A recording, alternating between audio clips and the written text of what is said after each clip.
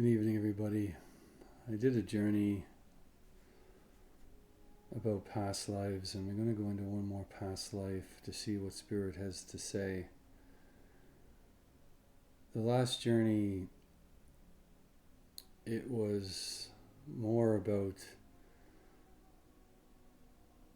kind of like the history of the energies and how they move and how they expand. And one of the things that was very clear is how much time and how long we lived at one time.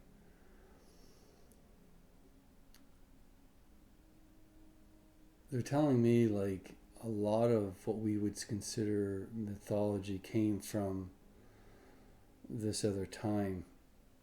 But there's also creatures that managed to live and were hunted down many thousands of years ago. What was left by the humans to kind of kill them all off. But this is something that came to me as I'm looking into this energy and still attached to it.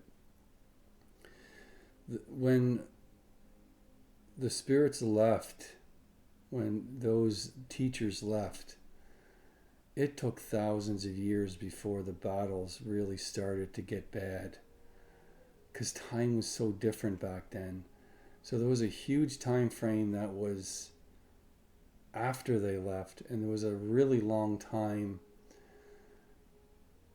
when the battle started, and when the chaos rose. It was a really long battle, and it got to the point, and it was like a decision that was made that almost everything is going to be removed from the earth, and it's going to be reset. And then the physical beings came back to the earth over time,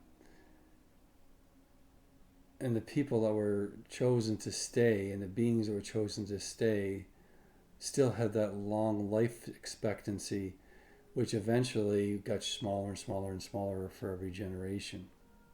It's an interesting concept anyway.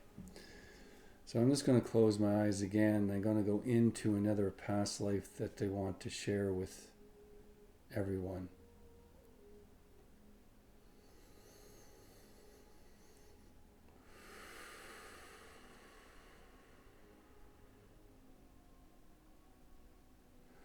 I'm standing and I'm yelling. I'm very loud. And trying to just give me a second. It's like flashes. I'm getting flashes of me yelling orders in a way. And I have really I'm different looking. I'm very muscular. My legs are very thick. My skin is black. It's almost like night, and my eyes are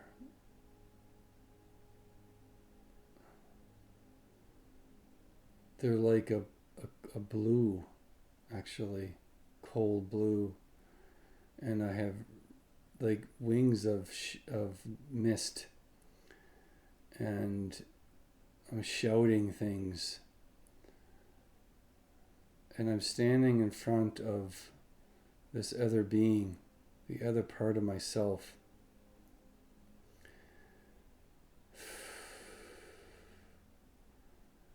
And I see this version of myself. I don't, like, when I go back and look at this version of myself, he has he has no wings at this time, but this being sees that he has wings, huge wings.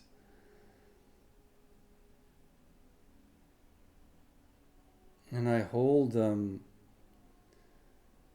energy in my hand. It's like a lightning bolt, but it's like a spear, lightning bolt, whatever you want to call it, but it's pure white energy.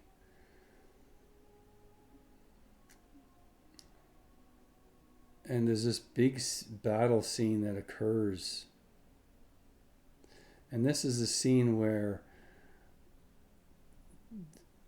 they're finally released. These two, like the cities are finally released, and there's this big battle that occurs. I didn't expect to come back to this time, but this is where they're taking me, because there's something else to say here. I see that the people use pure energy and use them as like almost like weapons. They throw them out like it's like a big battle, because it's still a physical reality, remember, but they're able to create energy and throw it. And I take energy out from the center of my heart, and I make it into this spear-like instrument, and I throw it down into the hearts of these beings. And I stand in front of myself, and it's like I create these chains, and I wrap them around the neck of this, like throw them at this. There's two things flipping back and forth, so it's really hard to keep up. And I throw a whip outwards that wraps around this neck of this version of myself. But as he touches the chains turn red and crumble to the ground. And I go into the earth.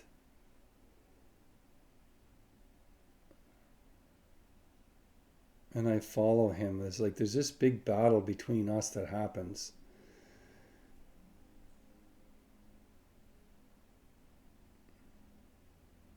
And I go down deep into the earth. So deep that this version of myself stops and cannot follow. So it leaves. And I stay down in this depth and only send shadows of myself forward. It's interesting. And I stay within the earth and I send shadows of myself outward. So I teach this to the other beings that are here, that they can stay down in this darkness and send out just shadows of themselves that very much act. They're not as strong, but they act very much just in the same way, and they can create a physical presence.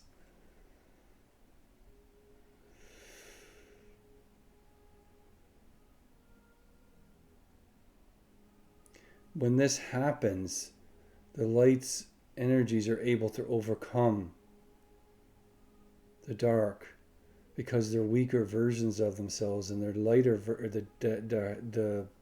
The more powerful versions of the darkness are hiding within the earth, deep within the earth. It's quite fascinating, actually. And instead of going out physically to these beings, what they do is they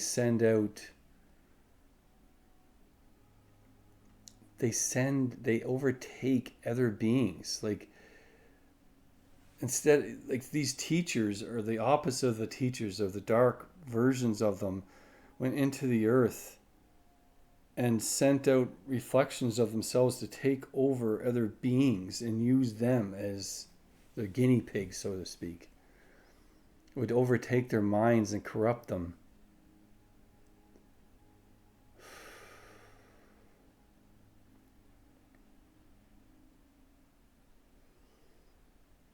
So even when there was balance in the world, there was like more like in a way, it was like a world like ours, but it was full of power, like that like even the earth itself, like that when you touch the ground, you could pull out magical energy from the earth.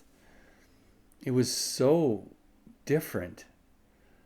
Like you could pull energy out of other people, out of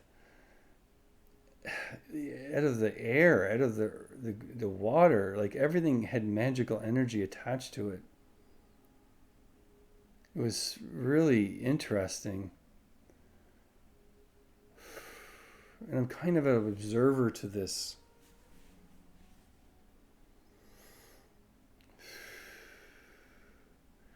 So when the time was to leave,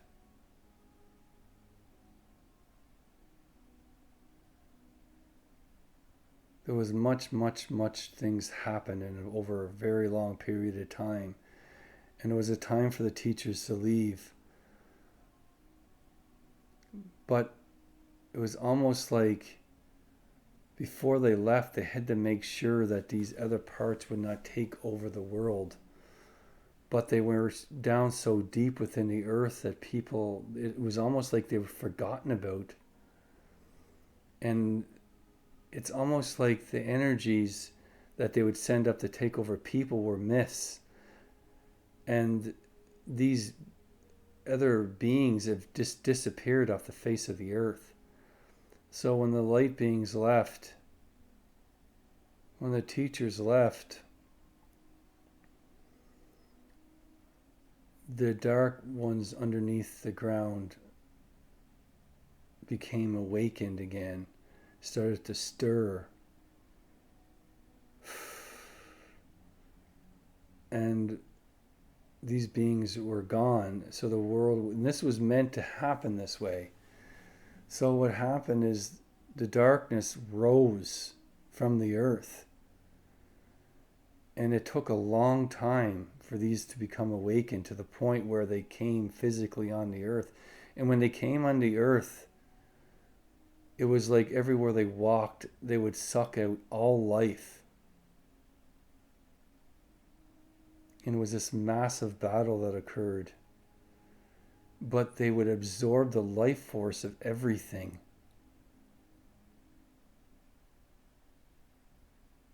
They would literally walk up to a human being and they could take their hand and pull in all their soul, like everything, essence. Their whole life force would be drained to the part where they're just turned to ashes. It was pretty insane.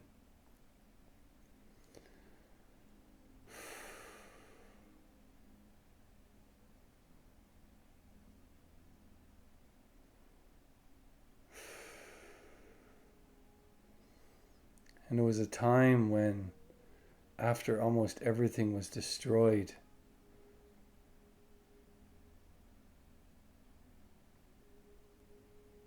there's a part of my soul that was still alive within this dark version of himself.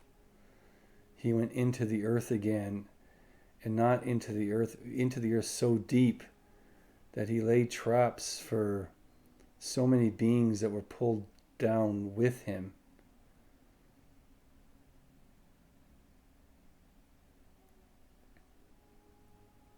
And he chained himself into a dark pit that was so deep that nothing could ever find a lot. And he took all these people with him, all these beings with him.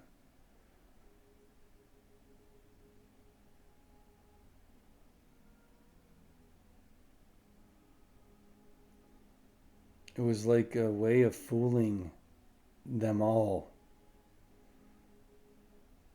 And they all went down within the earth. And then he sealed everything into these hell spaces, so to speak. And it wasn't just me that did this. There was other beings involved that did this. It was just that I did this to the ones that I knew and the ones that would listen to me. I took them down into this space and I basically stopped myself from continuing to do the things that I was doing. It was almost like a spark within my own heart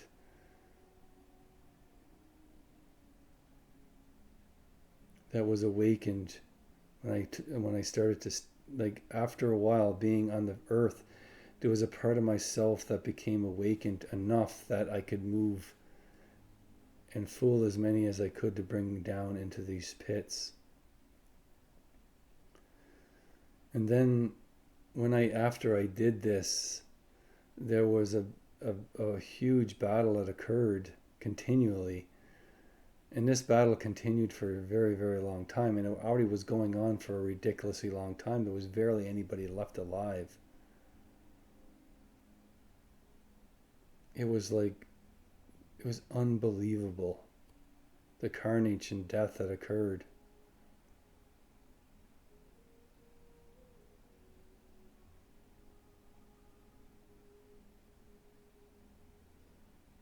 So everything was locked away deep within the earth.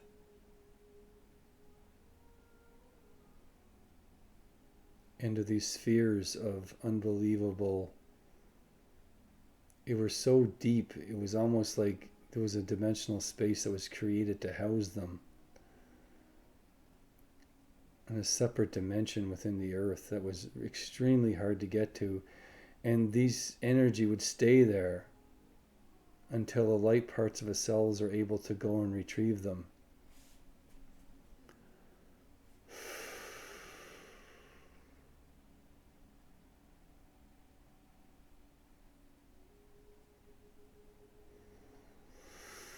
So if you look back at these times and you see a part of your soul that was alive at this time, and you see the things that it had done, the carnage that happened, are you able to forgive that part of yourself? Are you able to accept that part of yourself?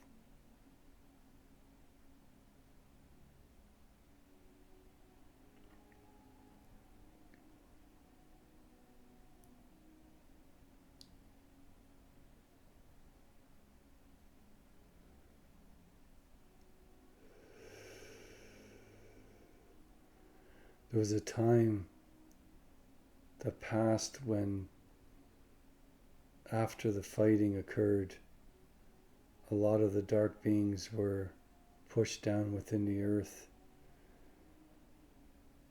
And these spaces were like a sanctuary, but not, because once they went into them, they would never be able to leave. And they didn't know that.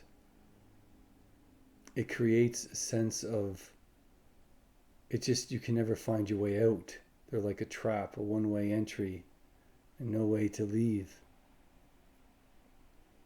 Unless you can see the light, unless a being with light in its heart can come down to release them, there's no way they're ever going to be able to get out.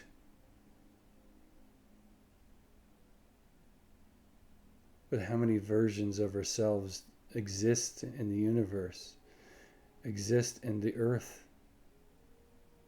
How many fragmentations happened over these thousands and thousands of years? How many different lifetimes?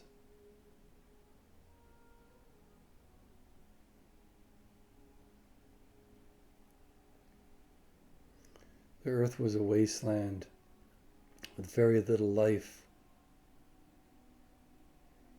And then the rains came, and the rains brought with it life once again. But before that, it was a wasteland. I can't explain. The world was dead, almost. The oceans were the only things that were still alive, the only things that were spared. So when the water rose and the rains came, it brought life to the earth once again.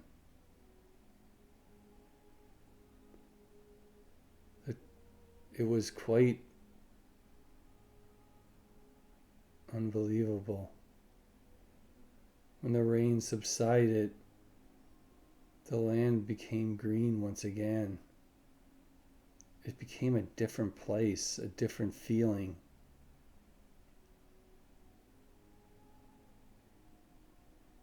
The beings that once pulled out all the life were not walking on the earth anymore. So life was able to grow. And grow it did.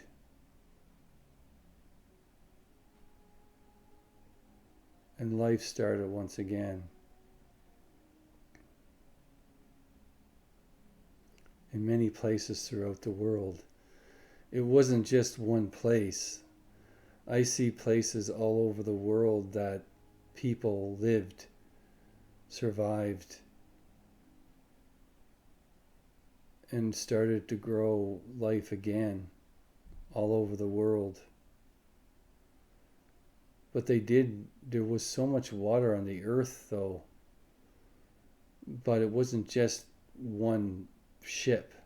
There was, like, say, thousands of ships that survived, and they were spread out all throughout the world. And it was done this way for life to prosper all over the planet.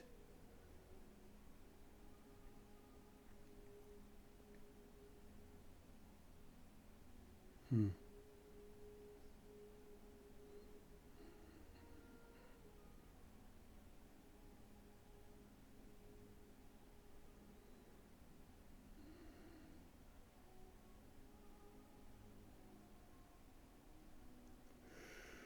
I'm a young boy running in the woods,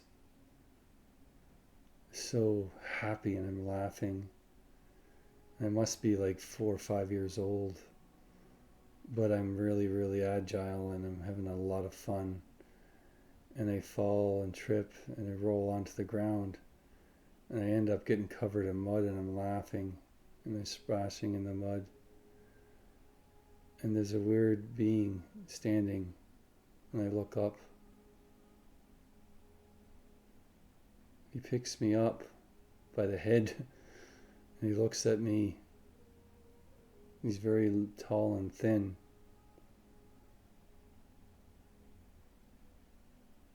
Huh.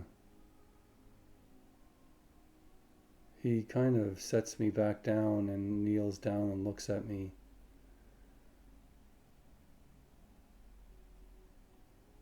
He's definitely an alien being of some form. And he whispers things in my ear, but he's not speaking to me. It's like he speaks to me through his mind, and he gives me something, knowledge. And he walks, like, I walk into the village with him, and I am just in a village, like, it's like I'm in, like, somewhere with a warm climate. It's like a jungle, not really, it's like a jungle though, yeah, it's really warm here, very temperate. And we walk in together, and he's like really tall and really long arms and really thin. And he walks in there, and people are gathering around him and talking and pointing.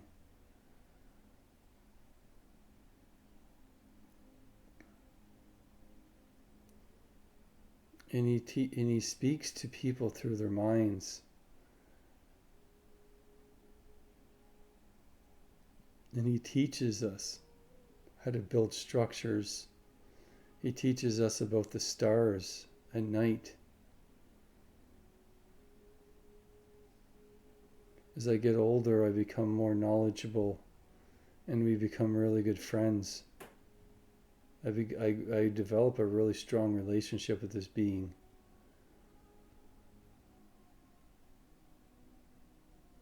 And we can connect through the heart.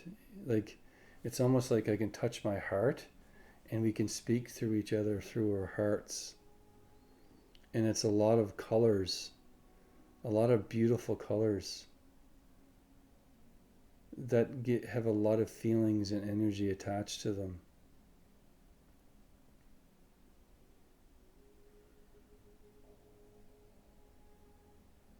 Eventually it becomes like this, we become stone. We start working with stones and stone buildings.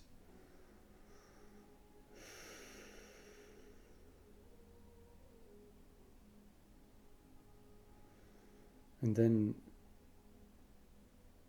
one day he leaves the village. He goes up on a ridge, and a really bright light appears, and he disappears, and we never see him again.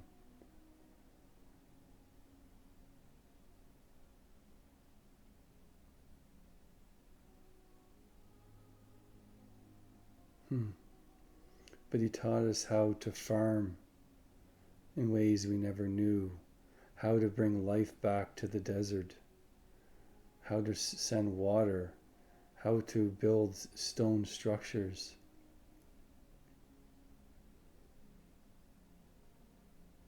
How to carve rock. Like that was a big one, is how to, it's like art, like sculptures. Like I remember taking pride in sculpting huge structures, like stone structures, and making them into a sculpture. It was quite, it took a long time, but it was so rewarding. Hmm. But we still live simple lives. We ate better food, and the older I got, the being never returned. But I always felt him in my heart, like I could feel him, but I could never see him. And I would dream about being somewhere else.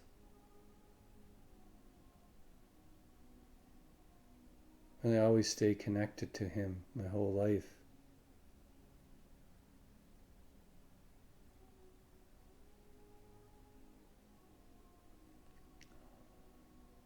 I'm an old man.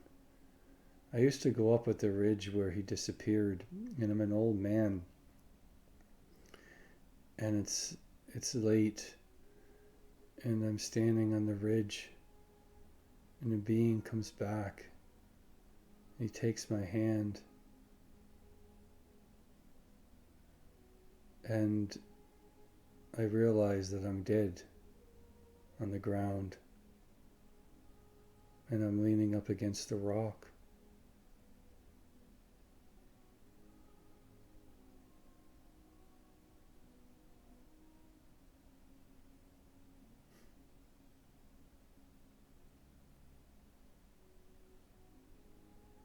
It's a very interesting lifetime.